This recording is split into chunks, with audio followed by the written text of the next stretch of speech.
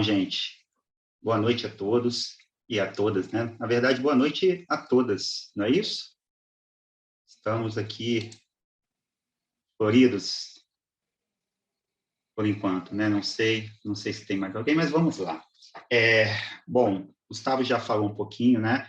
Eu conheço algumas pessoas aqui também de nome pela relação, né, de correção mesmo dos exercícios, tá? Mas não vou ficar me alongando muito com relação à apresentação, tá? Qualquer coisa, qualquer dúvida que vocês venham a ter, por favor, podem acionar aí, tá? Podem ficar à vontade. Eu só não estou tendo acesso aqui ao chat, tá? Porque eu estou em outro computador, mas qualquer coisa, por favor, me acione aí, tá certo? Que a gente vai conversando sobre. Me responde uma coisa, pessoal, alguém que puder ligar o microfone aí. Tá aparecendo já para vocês a tela? Tá normal? Tá aparecendo sim. Maravilha. Vamos lá. Todas as vezes que a gente fala em tamponantes, o que vem na cabeça de vocês, pessoal? Só para a gente ter uma ideia assim do nosso bate-papo.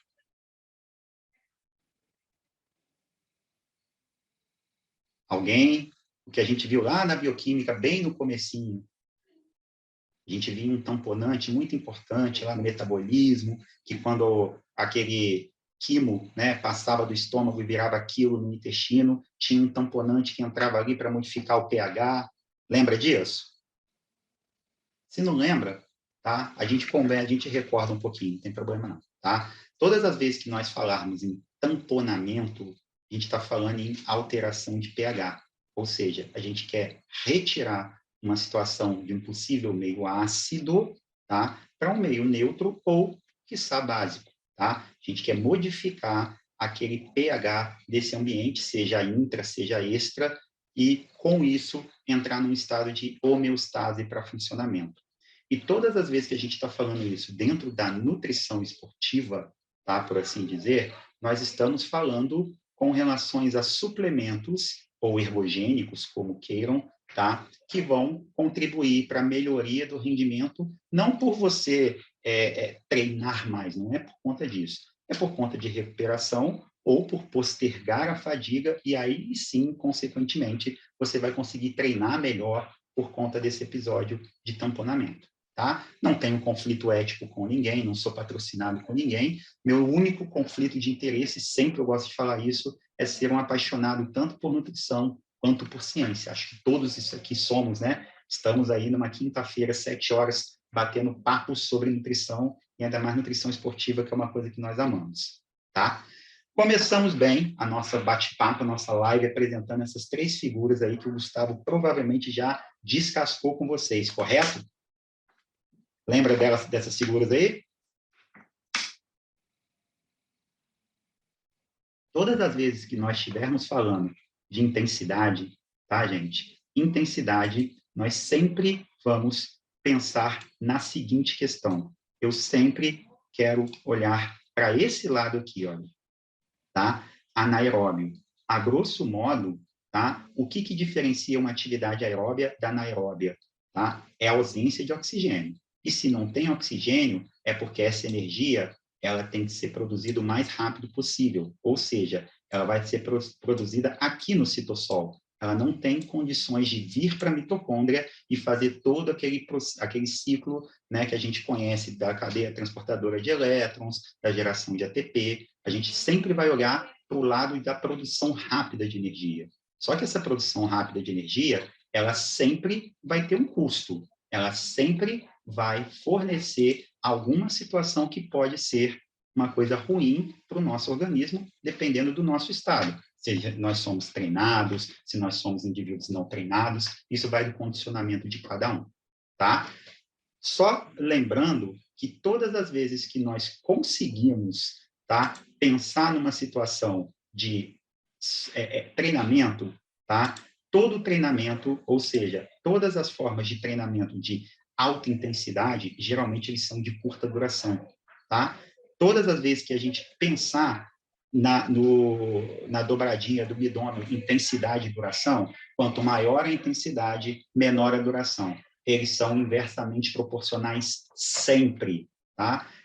é muito difícil, a não ser que você realmente seja um super-homem, nós estamos conhecendo aí, na atualidade, alguns super-homens, pessoas que estão fazendo maratona, né, abaixo aí das 2 horas, por incrível que pareça, tá? Mas a gente não vai conseguir ter uma intensidade alta num longo período de tempo, por assim dizer. Por quê? Nós temos limitações. Todas as vezes que a gente tenta aumentar a intensidade e aumentar a intensidade junto com o aumento de tempo, nós começamos a ter reações que nos vão causar, dentre outras coisas, fadiga, tá? Seja fadiga central, seja fadiga local, né, da fadiga muscular, ou algumas outras situações, como contraturas, cãibras, enfim, várias coisas que nós conseguimos perceber no meio esportivo, tá? Então, se a gente está falando em rápida produção de energia, em alta intensidade, eu vou trabalhar sempre com os dois sistemas. O sistema fosfato, que a gente também conhece como sistema ATP-CP, que é aquele de produção rápida através da creatina fosfato, e o sistema ácido lático glicólise, ou também o que nós conhecemos como sistema anaeróbio lático, que é a utilização de lactato como substrato energético. Pelo amor de Deus, né? Eu sei que vocês aqui não fazem isso, mas a gente ouve demais, e todas as vezes que a gente ouve isso, né, algum cientista ou alguma pessoa que gosta muito desse tema, né, que precedeu todas as pesquisas, essa pessoa deve tremelicar lá no túmulo. É muito comum a gente ouvir falar que lactato causa fadiga. Muito pelo contrário, gente. Lactato nunca foi uma forma de mensurar a fadiga. É graças ao lactato que a gente consegue continuar treinando, mesmo numa alta intensidade e sem a devida contribuição da glicose como substrato. Tá? E tudo isso se dá justamente dependendo desse limiar de treinamento. Para a gente saber se a pessoa está treinando, de fato, em limiar aeróbio ou anaeróbio, nós temos algumas situações que a gente pode verificar, que a gente pode realizar, de fato, testes, tá? Para comprovar esse esforço um pouco maior, tá? Ou seja, se a gente tem uma situação em que vocês têm parâmetros fisiológicos sendo mensurados e conseguindo dar conta de que uma pessoa está em alta intensidade de treinamento, tá? Possivelmente a gente vai precisar do tamponamento, ou seja, nós temos que verificar, tá?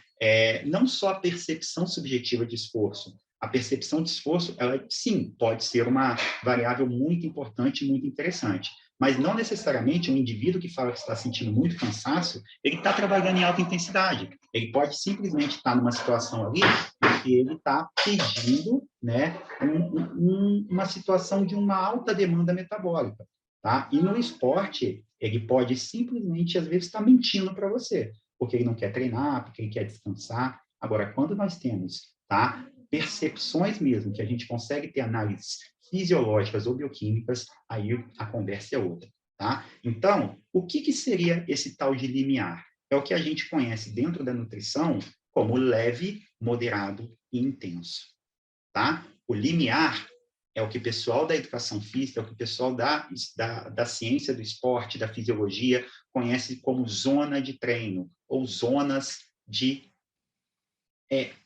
não vamos falar que é zona-alvo, porque não necessariamente ele tem que treinar naquela zona-alvo dele, mas são as zonas em que você pretende chegar a um volume e uma intensidade de acordo com a carga e a duração do treino. Ou seja, quando você planeja um determinado treinamento, que você faz a periodização daquele treinamento, você tem que saber se o treino ele vai ser realizado na zona 1, zona 2, zona 3, ou se vai ser um treino leve, moderado ou intenso.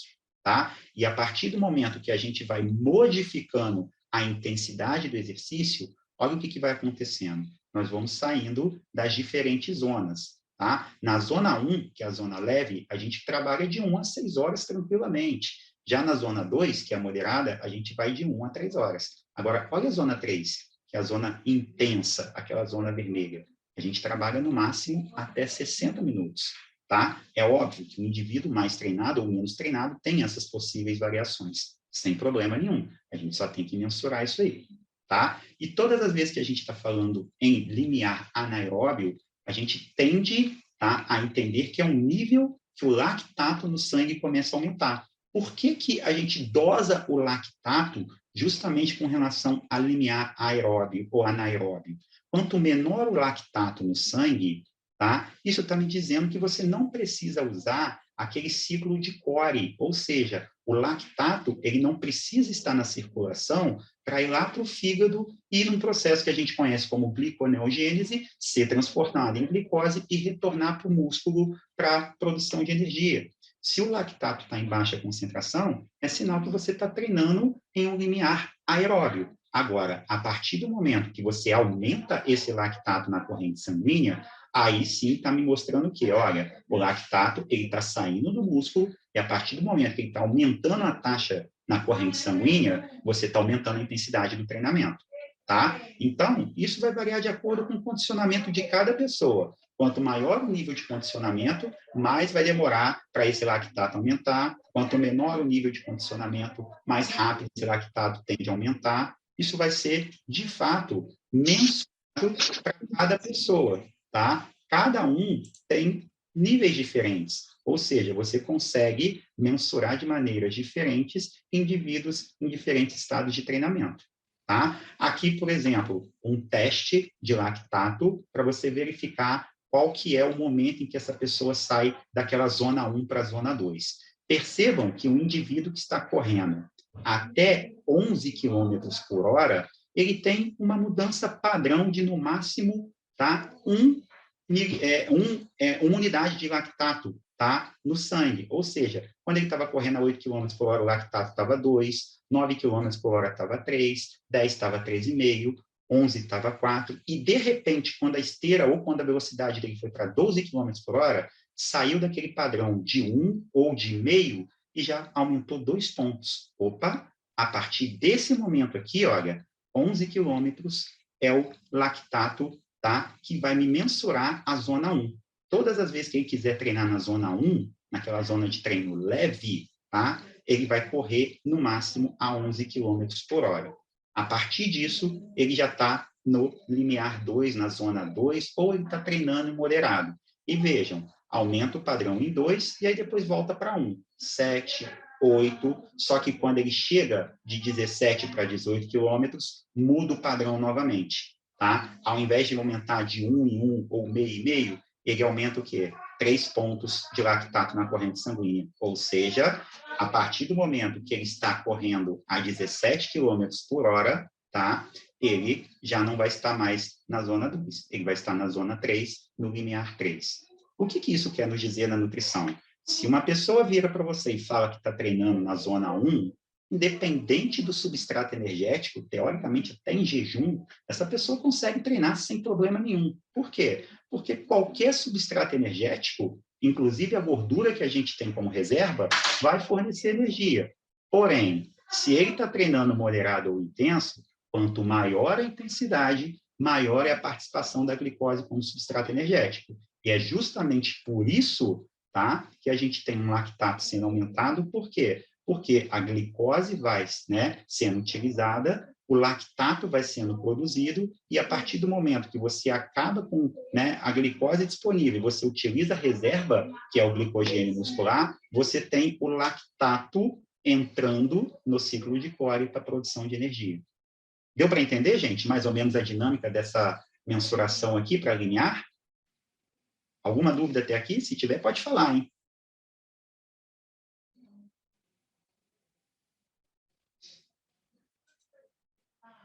Beleza, então vamos lá, vamos continuar então, tá? Esse quadro aqui é aquele quadro que a gente tem que ter como Bíblia, né, gente? Ou seja, a gente não vai poder esquecer isso nunca, tá? Os diferentes tipos de sistema, seja o ATP-CP, seja o anaeróbio lático, seja o aeróbio, se utiliza oxigênio, sim ou não, tá? Se a fonte de energia utilizada, qual que seria, tá? Aqui, olha, por isso que eu falei que quando a gente está em treino aeróbio, qualquer substrato energético serve como fonte de energia, qualquer macronutriente, ok? E a quantidade de TP é ilimitada. Enquanto você conseguir realizar o exercício, você vai ter fonte de energia. Entretanto, a velocidade que você vai produzir essa energia é lenta, tá? Diferente dos substratos que você tende a produzir no sistema anaeróbio, tá? E dito isso, todas as vezes que a gente está falando de um sistema anaeróbio lático, tá? é isso aqui que vai chamar a atenção, tá? A partir desse momento, tá? Prestem atenção que isso aqui, gente, geralmente a gente não dá muita atenção. Só lembramos disso quando, de fato, a gente consegue gostar muito de nutrição esportiva ou de bioquímica. Não transformar piruvato em acetil-CoA, pela ausência de oxigênio, requer, tá, que nós tenhamos um convidado ou uma convidada, como queiram, tá, para continuar a minha via glicolítica, tá, que é a lactato desidrogenase. Na ausência do oxigênio, tá, o piruvato ele tem que servir como uma válvula de escape. Por quê? A partir desse momento que você está fazendo a glicólise aqui para a transformação do piruvato, você tem uma coenzima chamada NAD, tá? Sendo transformada em NADH. E se você não tem a participação do oxigênio, isso aqui ela não vai conseguir ir lá na cadeia transportadora de elétrons, doar esse hidrogênio que ela recebeu, retornar aqui para continuar. Mas ela precisa continuar trabalhando. Então, o que vai acontecer? Esse NADH vai vir aqui, vai doar a molécula de hidrogênio para lactato desidrogenase, e aí sim o piruvato é convertido a lactato, tá? Beleza? E a partir do momento que essa glicose começa, tá, a não ser mais disponibilizada nem pela corrente sanguínea, tampouco pelo glicogênio muscular, nós precisamos que esse lactato entre como produção de energia. Então, é ele que vai para a corrente sanguínea, vai lá para o meu fígado, transforma-se em glicose no processo da gliconeogênese e volta aqui, olha, para continuar me fornecendo 2 ATPs para continuar tendo a contração muscular. Então, o sistema é esse. O problema todo é que essa enzima aqui, ela não dura para sempre, tá? E vai chegar um momento que esse NAD, para continuar realizando essa glicólise, ele vai começar a fazer o quê? Liberar moléculas de hidrogênio dentro do músculo. E aí que está o problema, gente, olha. Isso aqui é que vai começar a reduzir o pH intramuscular. Tudo que contém hidrogênio, a gente sabe que é o quê? Ácido, tá? Então, esse pH começa a ficar ácido, provocando, tá, um meio chamado de acidose muscular. Então, não é o lactato que causa fadiga, tá? O problema todo é o hidrogênio sendo concentrado dentro do músculo por falta, tá, justamente dessa enzima aqui, olha, da lactato desidrogenase, para converter o piruvato em lactato. E aí, como não tem a lactato desidrogenase, o piruvato ele é convertido a ácido lático, tá? Que é a diferença entre as duas. Algumas pessoas costumam falar que lactato e ácido lático é a mesma coisa. Nunca foi, tá? Nunca foi. Tudo bem até aqui, pessoal?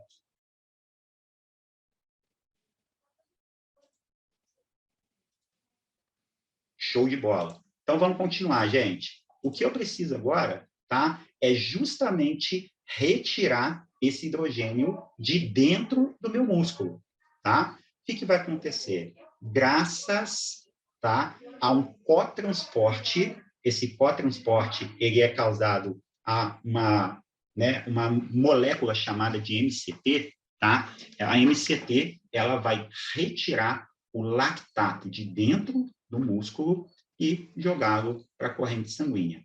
A partir desse momento, tá, acontece um mecanismo de trocas entre elementos, ou seja, o sódio ele vai para dentro do músculo esquelético e o hidrogênio, numa tentativa de homeostase, ele vai ser retirado, tá? Isso aqui é quando a fibra muscular está funcionando, tá, tranquilamente. A partir do momento que você não consegue mais ter o lactato sendo produzido, e a gente tem muito, pelo contrário, o ácido lático, você não tem mais essa troca entre sódio e hidrogênio. Por quê? Porque você não tem mais a proteína, a MCT, realizando esse cotransporte. E aí você não vai ter essa troca de gradientes. O hidrogênio vai ficar aqui dentro, e ele ficando aqui dentro, ele vai causar justamente, tá, um meio ácido, ok? Numa situação necessária, ok?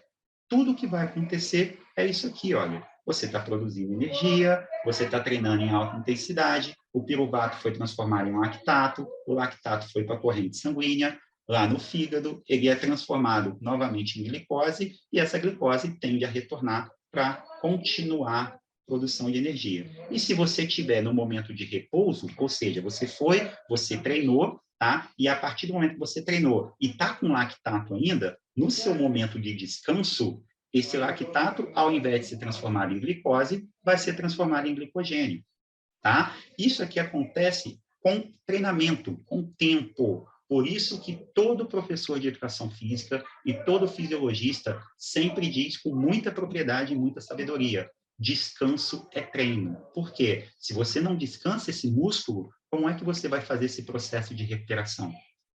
Tá? Você vai estar agredindo essa musculatura todas as vezes e você nem consegue fazer a recuperação desse sistema. Não fez a recuperação do sistema, tá?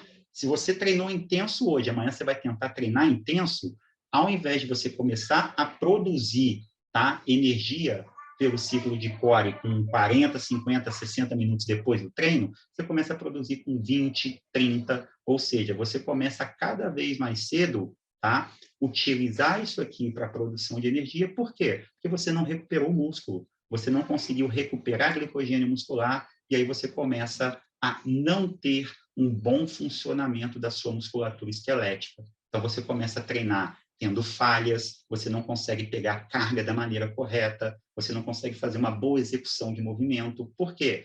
Aqui dentro está cheio de hidrogênio. E se está cheio de hidrogênio, está ácido. E se está ácido, o teu músculo não vai funcionar de maneira adequada. Tá bom?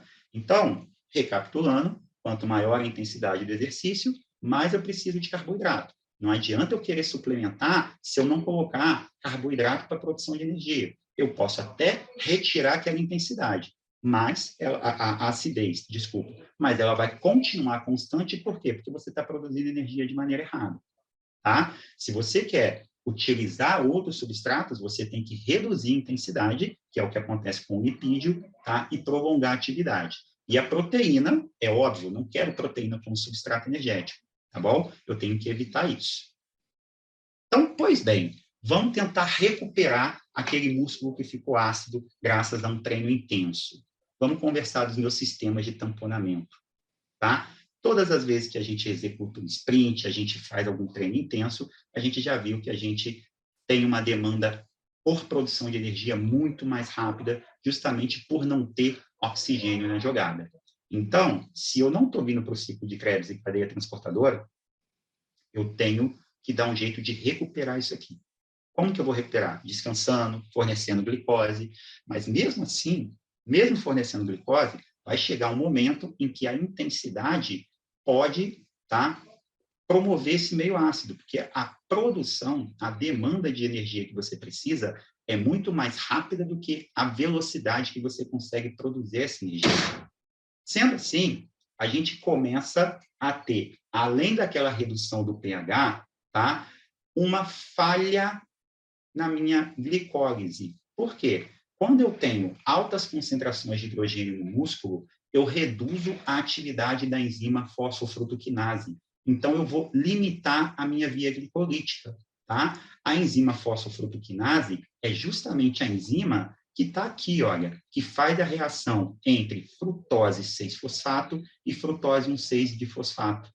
Tá? E esse NAD aqui, olha, que eu não consigo recuperar, é que começa a liberar o hidrogênio dentro do meu músculo. E se eu começo a ter muito hidrogênio dentro da musculatura, se eu começo a deixar o meu meio ácido, a minha glicólise, a minha via glicolítica também começa a falhar por conta do não funcionamento adequado da fosfofrutoquinase. Ou seja, não tem nem como eu produzir 2 ATPs para o músculo continuar trabalhando. Meu músculo não vai fazer, tá, contração e relaxamento justamente por não ter ATP fazendo aquela ligação da cabeça da miosina na quitina. Então, eu não consigo ter o movimento. Vamos recuperar isso aí, tá? Todas as vezes que você está falando em intensidade, você vai reduzir pH, tá? Todas as vezes que você está falando com treino intenso, é isso aqui que vai acontecer. Em mais ou menos 11 minutos de um treino de alta intensidade, você já começa a ter reduções nos valores de pH e aumento na concentração de hidrogênio. Tá? Então, quanto mais eu conseguir retirar hidrogênio daquele meio, mais eu vou conseguir tentar manter esse pH próximo do 7, que é onde o meu músculo gosta de trabalhar. Vamos fazer isso então. Tá? Tenho duas formas de fazer. A primeira é com a beta-alanina. Tá? Beta-alanina é um aminoácido que aumenta a concentração de carnosina. Não é a beta-alanina que faz o efeito do tamponamento. Quem faz é a carnosina, tá? Presente na carne. Ah, Elton, mas por que a gente não tem esse efeito, tá? Quando a gente come carne? Porque lá no nosso estômago existe, tá, uma enzima chamada de carnosinase que impede justamente que a carnosina seja absorvida pelo organismo, tá? Já a beta-alanina não, ela vai mascarar, tá, essa produção, e quando você tem a absorção da beta-alanina, ela se junta com a histidina, formando assim a carnosina, que é o que a gente quer para efeito de tamponamento. Beleza? Como é que vai funcionar? A partir do momento que você tem aumento da concentração de beta-alanina, a beta-alanina se junta com a histidina, formando a carnosina ela vai para o músculo e lá no músculo ela faz os efeitos ergogênicos que são esperados com essa suplementação. Quais seriam esses efeitos? Tá? Justamente você tem, primeiro, tamponamento de hidrogênio. A carnosina reage com o hidrogênio, formando uma substância tampão. Você retira o efeito, tá, do hidrogênio de tornar aquele meio ácido. Então, você começa a fazer o quê? Você começa a aumentar o pH novamente, tá, do teu músculo. Se você aumenta o pH, você também vai aumentar a sensibilidade ao cálcio. E o cálcio, ele é o elemento que serve como transporte para se ligar na miosina, tá? Ativando aquela cabeça da miosina para ligação com a outra proteína, que é a actina. Então, você tem dois fatores muito importantes aqui, tamponamento e aumento da sensibilidade ao cálcio. Consequentemente, você tem uma redução significativa da fadiga e você consegue aumentar a tua capacidade de treino anaeróbio, tá? Então, isso é para treino anaeróbio, é para quem treina em alta intensidade. A gente está falando de produção de energia no citossol. Não adianta você querer suplementar a beta-alanina se você faz um treino aeróbio, tá? Você vai gastar dinheiro à toa. Isso é para treino intenso, ok? E como é que a carnosina vai funcionar? A partir do momento que você tem aquele decréscimo do pH pelo aumento da concentração de hidrogênio, a carnosina vai tamponar o meio por reagir com o hidrogênio, vai novamente aumentar o nível do pH e, consequentemente, a pessoa posterga a fadiga, porque ela treina mais, ela treina melhor e você tem, assim, uma melhor performance por conta de um bom momento muscular, por assim dizer, ok? Quais que são as possíveis questões relacionadas aí? A beta-alanina, ela tem um efeito, tá, crônico. Para você ter a beta-alanina funcionando no seu organismo, você precisa de pelo menos uma suplementação em torno de 28 dias, tá? Ou 4 semanas, por assim dizer, que é o tempo necessário para você ter o aumento da carnosina com a suplementação da beta-alanina, tá? Alguns estudos diziam que você precisava parar após essas 28 dias, essas 4 semanas, porém, na atualidade, a gente sabe que pode manter a beta-alanina em utilização tá? Que não tem efeito colateral. E também não existe mais aquela necessidade, tá? De ingerir a beta-alanina com refeições que contenham carboidrato e proteína, que acreditava-se que a insulina, né, melhorava a absorção da beta-alanina, porém, já tem estudos aí comprovando que a própria ingestão da beta-alanina sem nenhum suplemento, sem nenhum nutriente, sem nenhuma refeição, você consegue aumentar também a concentração de carnosina, tá?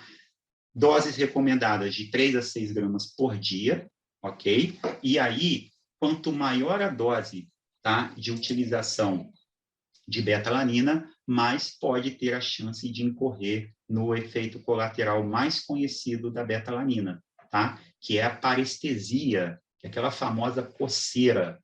Tá? A pessoa tem vermelhidão, tem coceira, tem pessoas que têm sensação de formigamento. E como é que a gente faz para minimizar isso? Ao invés de você utilizar a beta-alanina em dose única, você fraciona ela ao dia.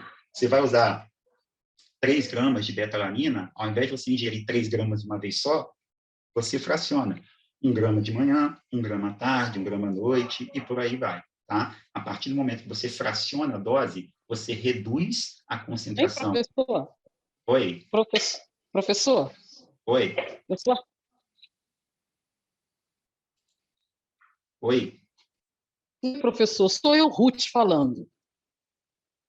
Os atletas, na verdade, eles querem tudo muito rápido, tá? E a beta-alanina, ela já demora muito tempo para dar um bom efeito, entendeu? Por quê? Porque já imagina, esse período todo, o atleta vai ficar esperando, eles querem coisa rápida, professor.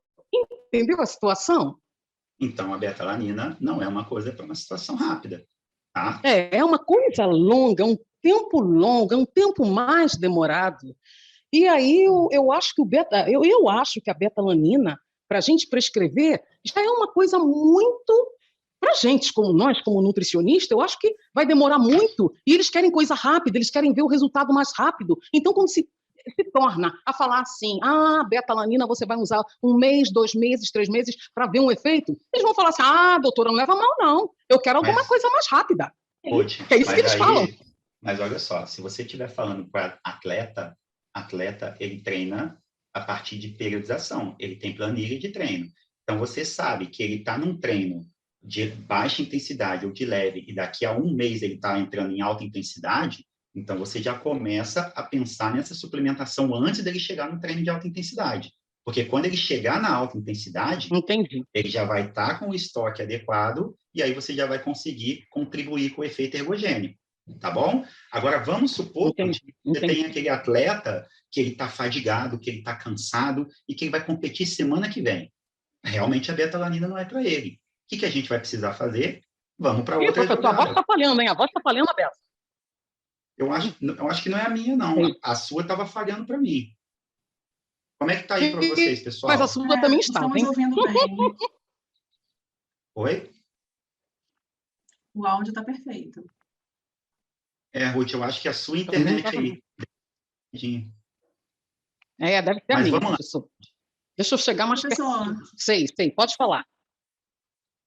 Oi, pode falar. Então, você acabou respondendo o que eu ia perguntar.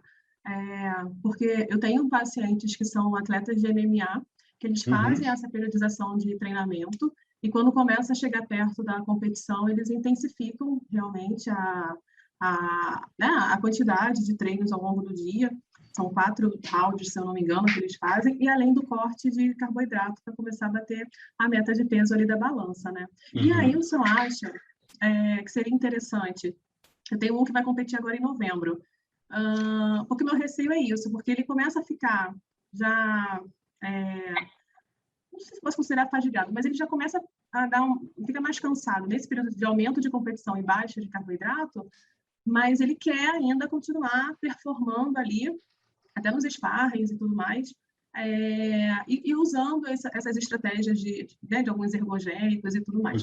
Antes eu só fazia uso mesmo de whey protein, creatina e algumas vitaminas e minerais, tipo coenzima Q10, junto com ômega. Entrei também com magnésio. E aí eu fiquei pensando nessa possibilidade, se no caso dele seria realmente para auxiliá-lo nesse período que ele aumenta treino e diminui carbo, ou se eu estaria prejudicando mais ainda, Entendi. não sei, Eu levando entendi. ele ao extremo, sabe? Entendi sua pergunta e já vou responder daqui a pouquinho. Quando eu entrar na sua resposta, eu falo com você, tá bom? Tá bom. Beleza? Olha só, eu vou só dar uma aceleradinha nessa parte, porque o nosso tempo está acabando, né? Só para mostrar para vocês que já tem estudos falando que a manutenção de 1,2 gramas por dia, tá? De forma crônica, ou seja, sem interromper, tá? Você consegue também uma melhor otimização da suplementação de beta-alanina. Só que para essas situações, como por exemplo a Simone falou, tá? A gente já vai pensar no seguinte: poxa, eu não tenho 4 semanas, ele vai competir em novembro, eu já estou em outubro. O que eu faço? Vamos para o nosso plano B, que é o famoso bom, bonito e bicarbonato de sódio. Tá? Por quê? Diferente, tá, da beta-alanina, o bicarbonato ele é agudo. Em 3 dias você já tem o efeito tamponante com o uso da suplementação de bicarbonato de sódio. Ok? Então, a partir desse momento que você tem o bicarbonato, tá? Diferente da beta-alanina, a beta-alanina é intramuscular. O bicarbonato, ele é extramuscular. Olha o que o bicarbonato faz. Ele vai estimular a saída do hidrogênio, porque ele vai induzir do meio mais concentrado para o menos concentrado para fazer a reação do bicarbonato. Tá? Então, a partir do momento que você tem alta concentração de bicarbonato no sangue, tá? Você vai retirar o hidrogênio, tá? Por processo de difusão facilitada para a interação com o bicarbonato, e a partir do momento que você retirou o hidrogênio, olha o que acontece com o seu pH. Ele começa a subir novamente. E quanto tempo ele já começa a fazer efeito? Aqui, ó, de 1 a 3 dias no máximo. Até porque 3 dias após você tem que parar, porque o bicarbonato ele tem um efeito colateral muito importante em algumas pessoas, que é o quê? Efeitos gastrointestinais. Tem pessoas que têm diarreia, tem pessoas que têm náusea, tá? Então, só tem que tomar cuidado para qualquer tipo de suplementação que a gente for utilizar. Tá, Ruth? Tá, Simone? Não fazer próximo à competição se você nunca testou isso antes. Porque a pessoa pode ter essa reação, esse efeito colateral, e aí a pessoa reduz o desempenho. Por quê? Imagina, Simone, se o seu atleta quer continuar treinando bem no sparring, mas ele está com diarreia, por exemplo. Entendi, né? Verdade. Tá bom? Então, a gente sempre tem que, para qualquer coisa que a gente for utilizar, a gente tem que fazer um teste fora do período de competição, tá? E para quem já tomou bicarbonato, para quem já ficou de porre, para quem já passou mal comendo alguma coisa, sabe que o bicarbonato não tem um gostinho muito saboroso. É verdade. Okay? É verdade. Porém, funciona e funciona muito. E por que ó, bicarbonato é lindo? Gente, R$3 a gente compra um pacotinho de bicarbonato no mercado. Ele é um suplemento altamente efetivo, com comprovação científica, tem o mesmo efeito tamponante, tá? E de forma aguda. Ou seja, você tem efeito rápido. Olha que maravilha. Professor, e nesse caso, pelo desconforto, seria interessante também fracionar ele ao longo do dia, igual a beta-alanina? Fraciona, exatamente. A maioria dos estudos trabalha com 60 a 180 minutos antes do exercício. Mas já tem estudos que faz o quê? Fracionam ao longo antes do treino, independente de ser 60 ou 180, tá? Tem que ser antes do treino, porque a ideia é você aumentar essa concentração antes do treinar para justamente você estimular aquela saída do hidrogênio e aí você conseguir treinar melhor. E as pessoas já estão misturando em bebidas carbadas para você mascarar o sabor e assim você conseguir ter uma palatabilidade melhor e menos efeitos de náusea, vômito, tá? Aquelas sensações ruins que o bicarbonato de sódio dá.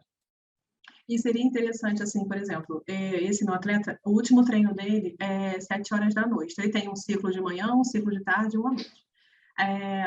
E aí seria interessante ele consumir depois do último treino da noite, dormir, para ele começar a captar, para ter resposta no treino no dia seguinte pela manhã? Ou não? Pode ser uma... Já que ele não vai ter esse tempo hábil, né, de manhã, porque geralmente o sparring dele é de manhã. E os outros é mais fortalecimento, alguma coisa assim. Ok, é uma boa estratégia, tá? E uma ótima estratégia também é o seguinte, você começa uma ação aguda com bicarbonato e depois você também trabalha com a betalanina. Por quê? Quando você não tem o efeito agudo, mas daqui a pouco a betalanina, com o tempo, começa a fazer o efeito dela também. Ou seja, você não precisa ficar fazendo, né, uma ação toda vez aguda para recuperar aquela pessoa. Você faz uma intervenção pontual, recuperando ela naquele momento, e depois você tem a betalanina fazendo efeito, você tem mais aquela substância tamponante agindo durante mais tempo. Olha que bacana. Entendi. E a última, desculpa. Ele tem um tempo máximo, ele precisa, tipo, depois de um mês tem que parar, ou não tem isso? A betalanina, não. Não, Agora, o outro, o bicarbonato. não, bicarbonato com 3 dias para. Tá. 3 dias é o limite. 3 dias. Tá. Aqui, ó. Olha ele aqui, ó. 300 a 500 miligramas, tá, por quilograma, ou seja, 0,3 a 0,5 gramas por quilograma, dependendo do peso, né, a dose não é baixa, então é por isso que ele torna-se ainda mais ruim, né, por quantidade. Aqui, ó, tempo de ingestão de 1 a 3 dias. Muito bom, professor, muito bom mesmo. Beleza? Eu gostei, tá? Anotei tudinho. E aí, gente, o que nós temos na literatura, de fato, que funciona como suplemento, são esses 7 aqui, ó, tá bom? Que é betalanina, nitrato, cafeína, creatina, bicarbonato, carboidrato e proteína. Sendo que desses 7, 2 são substâncias tamponantes, bicarbonato e betalanina, tá bom?